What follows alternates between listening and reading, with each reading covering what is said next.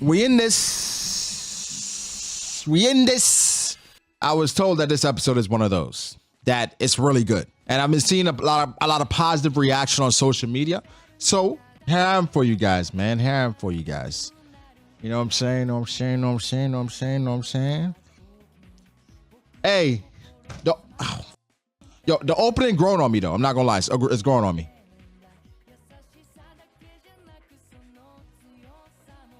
Loki.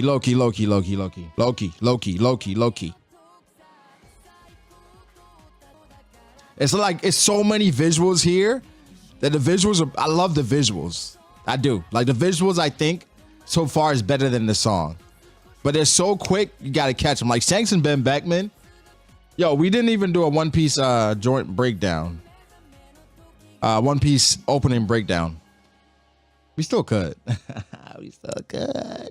I wonder how many times I've said Wano in the past 4 or 5 years. I wonder how many times I said it.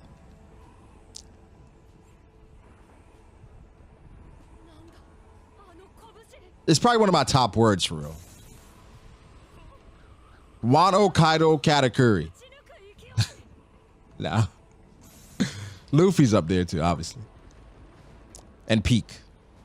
Yeah, when you look at it like this, how did the people of Wano not see this?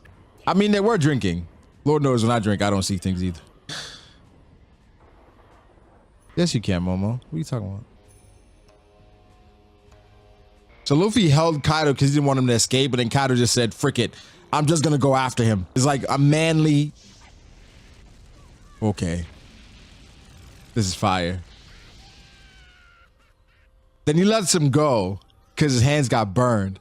Then he tells him like, you don't gotta grab me, bro. I'm not gonna run away. A flaming dragon form, which we presume that's like King's thing is based off of this. And so it's like a magma flaming dragon. I don't know. Oh, so Kaido is thinking that he can melt Luffy away with his final attack. Hey, I just want to point out Kaido's final attack is mimicking that boy, that magma brat. Hey, this is Oda. This is Oda. I've seen some of the discourse so far about Kaido versus Akainu that it's actually magma. And it's like, it's mimicking magma, but it's not necessarily magma. This is coming in very handy. Episode's clean so far though, I love it. Yo, I've seen the hockey demonstration so much since watching Wano and reading Wano. I'm convinced I can use Ryo at this point. And before the hockey's Ryo niggas jump in the chat or in the comment section, shut up. Bayarang. Bajer, whatever. The flame Bagua is nuts. But why didn't he just like wrap himself around it though? Like as opposed to going straight up towards it, like literally like it's coming down, wrap his body around it, right? To more so burn him as opposed to absorbing the impact. That seemed like it would have been easier to do. But Kaido being Kaido wants to go straight up against Luffy and you know. Yeah, we knew, hey, go, bro. When I did my reaction to this in the anime, in the manga, I said they're gonna make this a power struggle where in the manga, it feels like Kaido clashed with Luffy, then Luffy sent him flying through the earth. It created like a literal fissure based on how hard Luffy hit him. It's the same thing with Kaido's initial Thunder Bagua. And something that people always say, like, can Luffy one-shot a character by using Thunder, Bajrang gun right away? I'm like, bro, he got to build up to that. That's not how fights work. Like, if I compare it to basketball or something, I can't use like some of my best moves until I kind of get warm, right? You get warm and then you start getting in that zone. Then it's like, all right, boom. It's like asking me to pull out my best move, like off the rip. That's difficult. This is making these moments a lot more impactful, I see.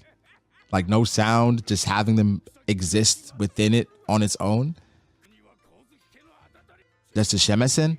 Orochi would be a better villain if he had some type of strength or influence on his own. It's just because everything is just a derivative of Kaido, he falls flat. You're not really scared of him as from the audience's perspective, not even within the story, to be honest. I mean, the fodder are, but. So they're showing the initial takeover. You see, again, everything is Kaido. Something we talked about as well was like, what if Kaido didn't invade Wano? What would Wano be today? And it's like, Wano would still be a dangerous place considering that Odin would probably still be alive. And Odin would probably be a top five at worst, I think, strongest character in the story right now. Assuming he doesn't get a disease like Roger and Whitebeard.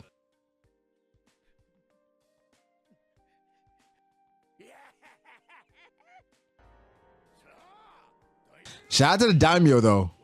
Shout out to Zoro dad. I know he's not Zoro dad, but shout out to Zoro's dad, man. They stood 10 toes. 10 toes. That takes a lot, bro. Like imagine, like they lost their champion, which was Odin. Like none of them can beat Kaido. Kaido's a bully. He bullying low key, yo. Damn. Like Blast Breath doesn't get his credit, I think. And I know sometimes I downplay it. But it's a very powerful attack. Like 99% of the verse can't deal with it. And again, Orochi is just he feels like Spandam, right? You're hanging on to the actual guy that we're scared of. And he talks so much. Has a great devil fruit, by the way. Just talks so much. We don't care about him. I don't know what's going on, but I love the direction of this episode so far. It feels neat. It's like even with them showing us stuff about the scabbards and it's still, I'm not removed. I'm not taken out of it, right? I like how they're doing it. I thought he was going to shoot the little girl. Like, bro, I done went there and beat his ass. They literally tell him work themselves to death. They're burning them. They destroyed Wano, man. Polluting the water.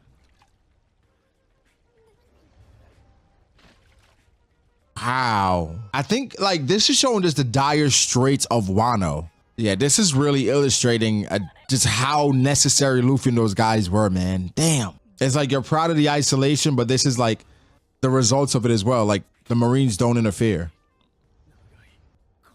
Hey, shout out to them for enduring this for 20 years. Shout out to them, bro.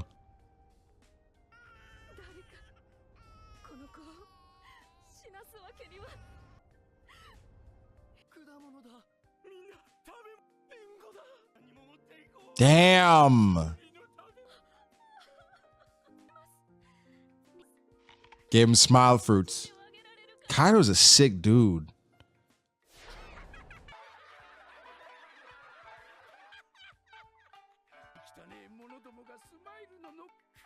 Well, Kaido's looking at Orochi in disgust.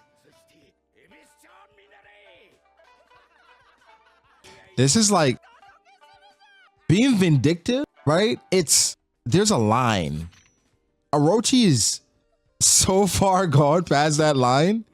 Like, I get it, right? They did him badly and it's the Kurozomi, but completely destroying your homeland. But I guess he doesn't look at it that way because they were hunting him down and trying to kill him. So it's just, you know, like not to bring it and make it too serious, but we know the history of black men and white men or black people in slavery in America. If some black people that endured what happened back then, you know, had an opportunity to be in power, this is like they're literally mentally ill. They can't help but laugh. You know what I wish? I wish Orochi was like, I wish his death was more pleasurable. Something just befitting just the torture and everything he put the citizens of Wano through. I'm not gonna lie, like I'm really enjoying this episode and it has nothing to do with like Luffy and Kaido. Well, it does kind of, but like it's like an abbreviated, better produced version of the flashback and everything that they've been through. I like it. I really like it so far. They did this beautifully. I'm not gonna lie. That's nice. Denjiro. I liked initially Denjiro, or what's his name initially? Kyoshiro? But he became a forgettable character because he was missing a lot of Onigashima, which this was a moment he was setting up for, but you know, that's how it is sometimes. Because how many characters there are, you kind of get lost in the shuffle. Denjiro is one of those characters, unfortunately. Move it out of the way, bro. Move it out of the way. I like the music. Y'all hear that? Sharks are really heroes, bro. Man, I love the choice here. That was good. That was good. Wow. That was really good. I love the ending, but let's see the preview. Best One Piece ending in I mean, it's been a long time since the ending, but ooh, we get this next week. I'm surprised. It was a lot better than I thought, and it wasn't really about action. It's about kind of painting the picture of everything they've been through. Good job, Toei. Good job. Pleasantly surprised. GG's. GG's. Next episode seems like it's going to be fire, though. Some Kaido flashback.